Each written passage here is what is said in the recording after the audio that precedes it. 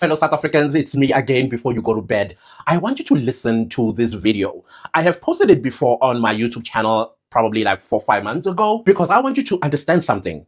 Your power, the power that you hold, and government, what they are afraid of.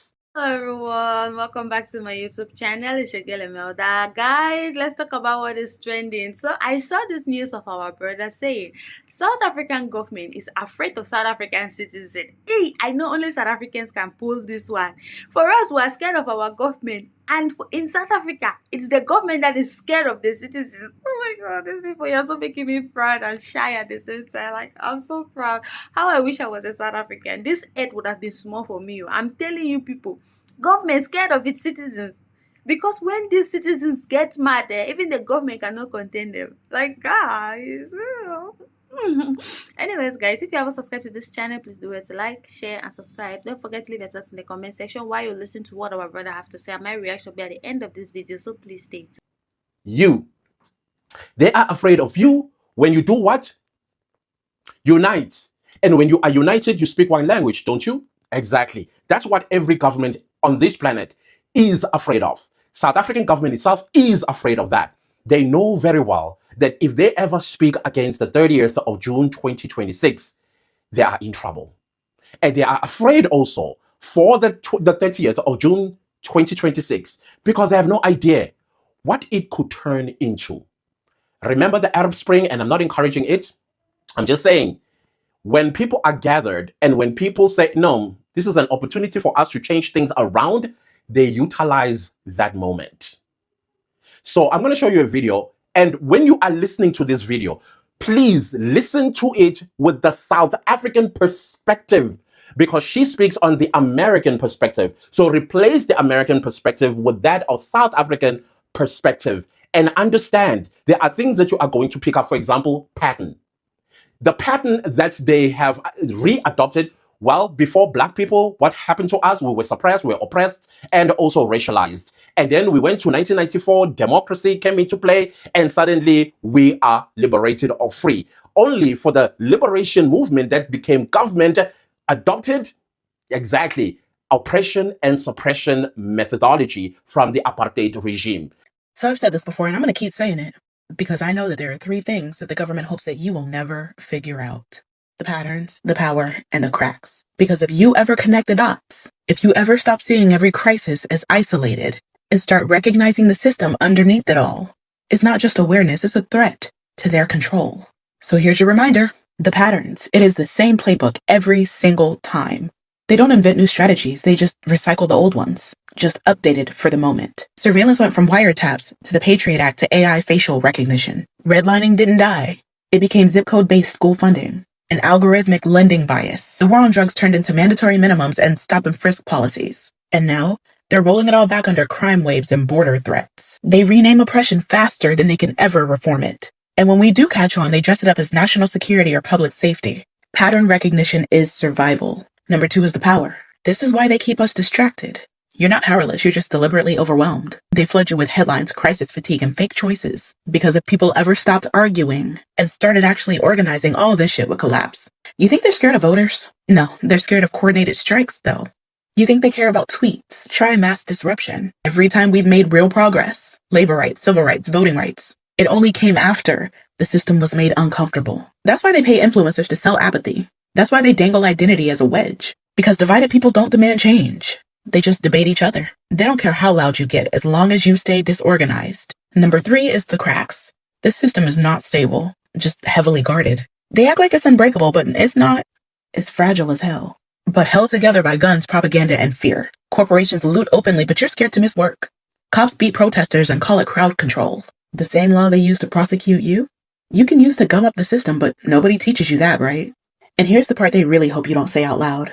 When people start acting like they've got nothing to lose, the system listens fast. Nobody's glorifying violence, let me be clear. But let's stop pretending that peaceful protest is the only language that this system understands. Fear doesn't move them. Consequences do. They don't fear you knowing the truth. They fear you acting on it. They fear you connecting the patterns. They fear you linking arms instead of debating. They fear you realizing that this system has holes, but only if you know where to look. So this is your reminder, you're not crazy, you're not paranoid. You're paying attention. And once enough of us stop waiting for permission to fight back, that's when the balance will be forced to shift. And to this very day, do you feel free? Don't you feel oppressed by your very own skin color? People who live in ivory towers, and we are talking about things that are affecting us, and they're telling us we are wrong simply because they have money. They have medical aid cards. They have private schools that they take their children to. They never have to worry about anything. And yes, some of their best friends are foreign nationals. So that is why they will come down to us and say nonsense. She covers that. You need to listen attentively because that part is important. The other part also that I want you to pay attention to is her second point, us coming together and how the government is afraid of us coming together. And that last point is about cracks. And the crack, there you need to listen. Because coming together, I mean, she says it, I mean, everywhere, wherever there is a march or there is a protest, if it's done in a specific way, the government doesn't listen. But if it's done in a particular way, the government listens. Again, I'm not encouraging violence, and we shouldn't do it with violence either. You can do it with numbers on the streets, when they see every street occupied, no vehicle moving, no shop opened. You are hitting directly in the pocket of the South African economy. And I believe every time when we go on a holiday, just one day holiday, a public holiday, we lose about 10 billion rand. Let that sink in. 10 billion rand, and the government cannot afford to lose 10 billion rand for 5 consecutive days. Let's say South Africans are saying, "Uzos mamela," and until you do as we want, we will sit here on these streets, occupy every one of them. No business. Stock exchange comes to a halt.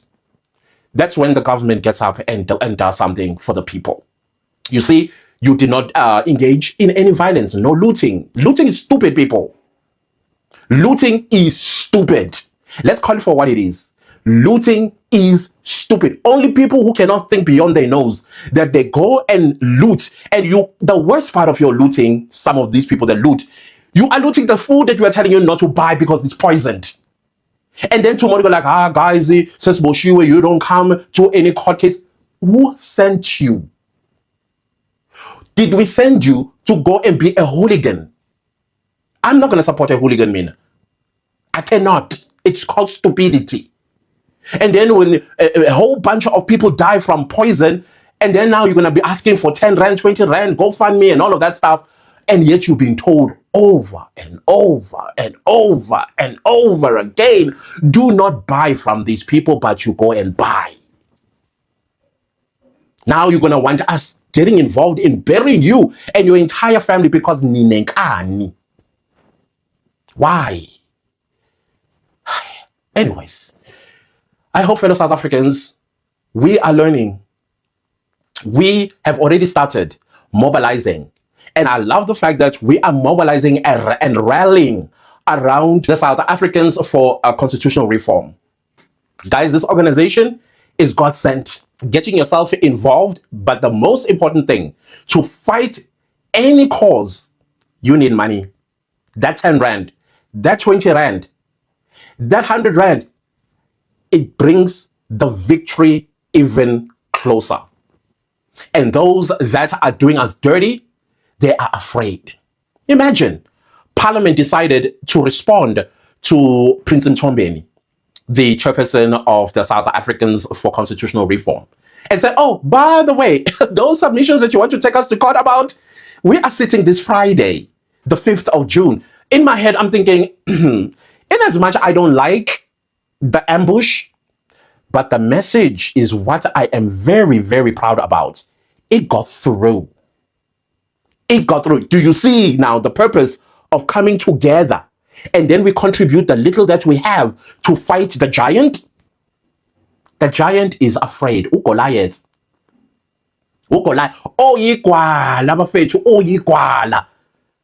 So more than ever, it's important that we take SACR seriously. This is a voice and a force to be reckoned with. I am telling you, we will change this country. And that is why I want to say to you, fellow South Africans, it's time to remove politics from our lives. I have an entire video, which I also posted here on TikTok, where I am encouraging independent candidates to run for ward councillors, PR councillors, so that politics that is played in council houses, it goes away. So instead of asking people, but then who do we vote for? I am saying, you know people in your community, probably yourself.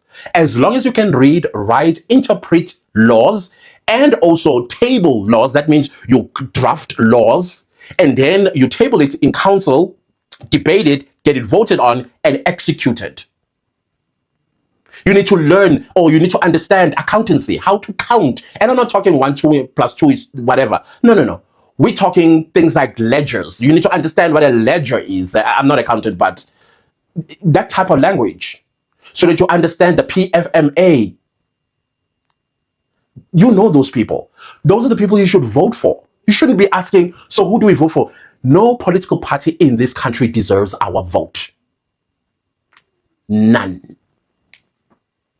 Because their job is to make a fool of you and I. Right now, they are busy trying to have each other squeezing each other's throats through tribalism. Evil. So we need to start removing politics out of our vocabulary, out of our society, out of our parliament, out of our provincial legislatures, out of our council or city councils, and even communities. Enough. They don't have your best interest at heart. You are a springboard for them to go to some country on the African continent to go and pillage it. And then they come and tell you are wrong. You are xenophobic, because they are now thinking about their interest, business interests in Africa. They used you to get there. And now they're coming back to you and saying you are xenophobic. Imagine. It's all politics. Let's remove it. Guys, you all have listened, you all have heard what he had to say and what our sister also said. But nevertheless, whatsoever is happening in South Africa, I like it. I like the fact that their governments are scared of them. It gives me joy. Guys, if you haven't subscribed to this channel, please do it to like, share, and subscribe. Don't forget to leave your thoughts in the comment section to tell me what you think about this video, and I'll be here to respond. So see you guys in our next video. Bye, sweeties.